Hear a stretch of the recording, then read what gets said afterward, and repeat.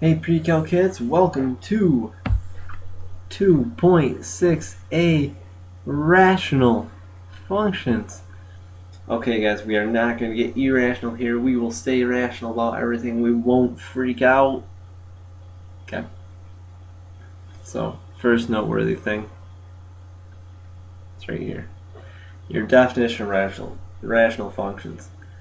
F and G are polynomial functions, and g of x can't be 0. Because if you divide by 0, it creates a black hole that sucks in the entire universe and we'll all be doomed. So we can't do it. And the function is given by r of x equals a function over a function. And that is rational. That's like, do you know how a rational number is anything that can be written as a fraction? Like 1/3 is rational. Okay. Pi is rational because it's circumference or diameter. It's something, a number over another number. Okay. Number 2 is rational because it's 2 over 1. Okay? But here's another piece that's important. The domain of every rational function is the set of real numbers except the zeros of the denominator.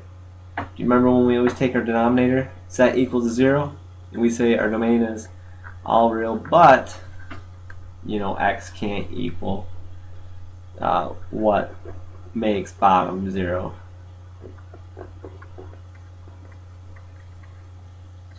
Again, that's because we can't divide by 0. If we could, I mean, we just say, okay, your domain's everything, but we can't. Okay. If you haven't known, if you have this already and you know it, then easy peasy. By the way, also every rational function is continuous on its domain. That means the only spot of discontinuity will be what's left out of your domain. Okay, next slide. And noteworthy. Okay. Okay. This is definitely noteworthy. Find the domain of f and use limits to describe the behavior at values of x not in its domain. What? Okay. So we have this function, right? Now, first thing we have to ask ourselves is, what is my domain? Well, my domain is, well, let's see, I'm going to take my denominator, set it equals 0, so I get x equals -2. So my domain is all real numbers except -2. Okay, or you could just put x can't equal -2. So that's my domain. So when I graph this, since I remember what an asymptote looks like, my graph is going to look something like this. If this is -2,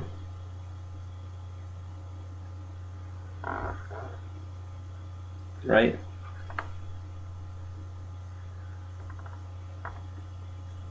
And you can, okay, ready?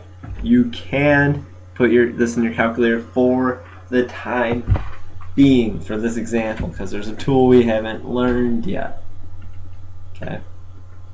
Now my domain, now I have to say what's going on as I approach this discontinuous point. So we use our limit notation. So we say limit as x approaches -2 from the positive side. This says going towards -2 from positive side. Okay, so that means we're starting over in positive and we're moving towards it this direction. Okay, so we're going this direction for it. Now what happens as we get closer and closer to -2 to my y value? Okay, so I won't actually finish this off now because I've been getting lazy. The limit of f of x as x approaches -2, gets closer and closer. What happens to it? Well, it goes off into infinity. Okay. Now the other one we have to do is, what's going to be my limit of f of x as x approaches -2 from the negative side. Okay? So that negative sign says we are going towards negative 2 from the negative side, from negative infinity. Okay? So that means we're going this way, and we're getting really close to negative 2.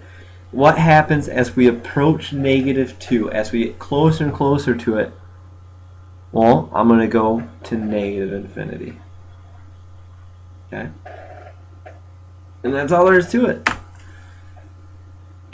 If you guys have questions on this one, just bring up in class. Miss Twillier, I had no idea what was going on this one. Could you do one or two more? And I can bust these up pretty quick.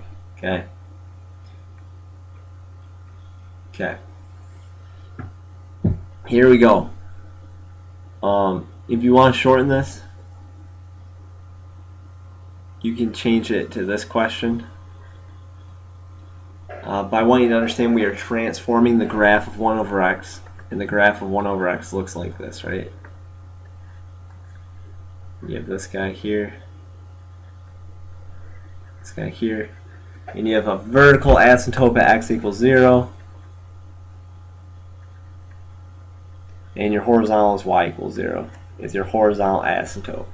So keep that in the back of your head, because when we shift these graphs around, we're just going to be shifting those asymptotes. That's all there is to it. And don't worry about this guy. We aren't going to do that one. So as you're writing that, we'll do some music trivia, and there's a follow-up question to it. So go ahead, copy down this question, copy down your A and B. I'll play this up.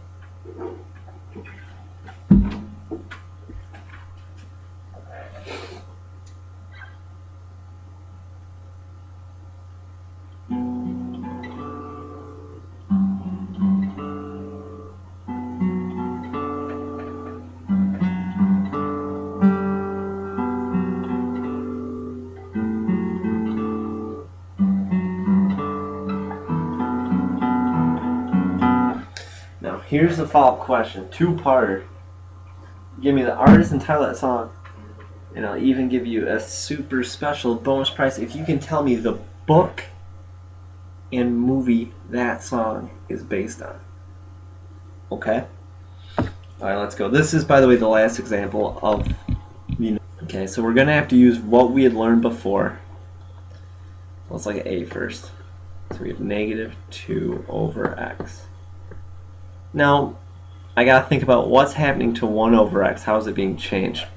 Well, let's rewrite this. Isn't it the same thing as negative 2 times 1 over x? Yeah, it is. So we know that it's going to be a vertical stretch of 2. I'm going to be honest with you guys. On these ones, vertical and horizontal stretches don't do much at all to your graph, okay? So if you're just going to sketch it, you aren't really changing it. But this negative says I'm going to flip over the x. So my graph is going to look, again, just quick sketches because we don't, if this is my 1 over x, right?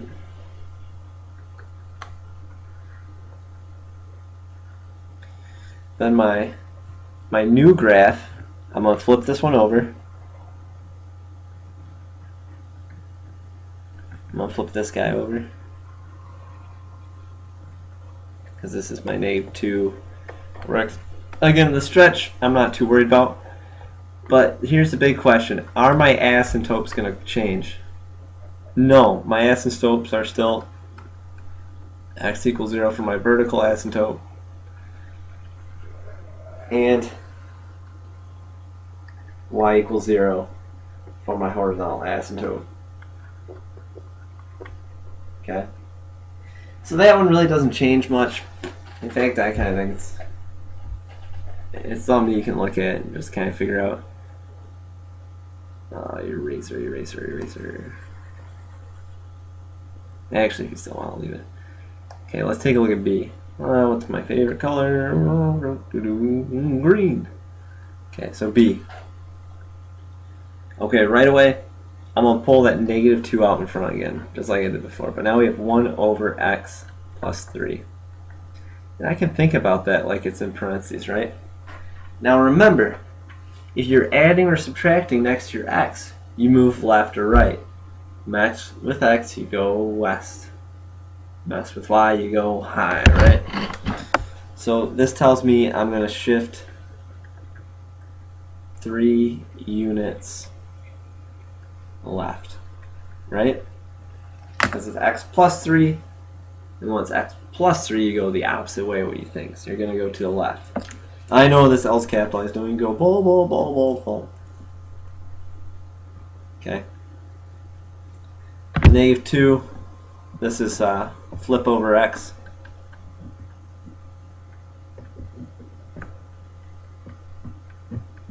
And the 2 is a vertical stretch, which we aren't going to worry too much about now. So let's draw my graph-a-doodle. Actually, let's just draw it right on our sketch we had up here. So we're going to flip it, which we did. But now this asymptote that's at 0, we're going to have to move to the left 1, 2, 3. So really I'm taking the graph of that first guy.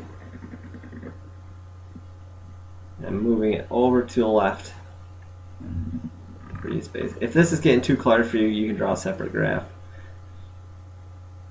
But now if you look at just the green graph, don't even worry about the red one, you can see my horizontal asymptote is still the same.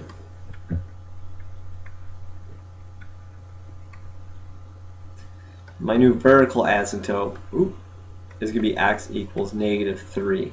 Because that moved over 3 units, right? So that's my new vertical asymptote. Okay. Now the only other thing watch out for, guys, is if you see something like 1 over x plus 2, that's just going to shift your asymptote up to your horizontal. So your horizontal would be y equals 2. Vertical would be still x equals 0 because we aren't shifting left or right. Okay. So that's really what you pay attention to, what you shift to graph these, your asymptotes. Okay? Okay. Be careful with these. You don't want to make an asymptote out of anybody. Alright? Enjoy.